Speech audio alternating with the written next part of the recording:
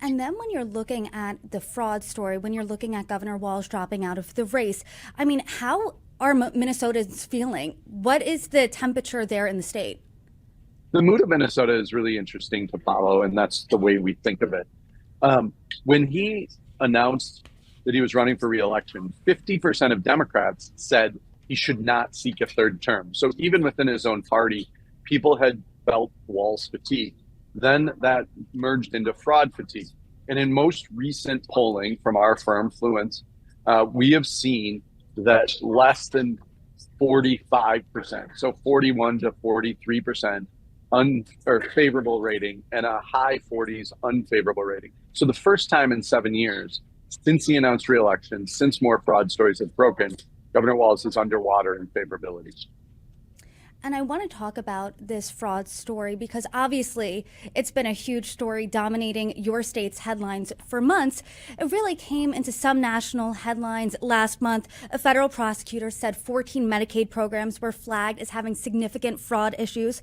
He suggested at least $9 billion could have been fraudulent. This is what he said about these fraud schemes in Minnesota. The fraud is not small, it isn't isolated. The magnitude cannot be overstated. What we see in Minnesota is not a handful of bad actors committing crimes, it's staggering industrial scale fraud. It's swamping Minnesota and calling into question everything we know about our state. I mean, that is really serious. And then this blew up. It really came to a fever pitch at the end of December. A 23-year-old content creator, he posted this 43-minute long video, his name's Nick Shirley, of him going to different daycares in Minnesota and trying to investigate these fraud schemes. But before we talk about Nick Shirley's video, can you just give us an overview here, a brief explainer of just how big these fraud schemes in Minnesota are?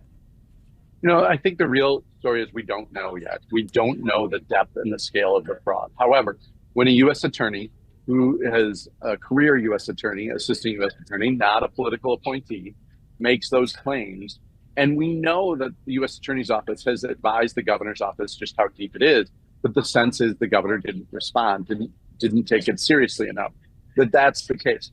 There was another fraud, multi-million-dollar fraud revealed just this week in behavioral health. Those audits from nonpartisan independent auditors have continued to come over and over again. We anticipate probably 8 to 9 more new examples of fraud in the coming months. And then you have the ongoing story of the prosecution, the investigation.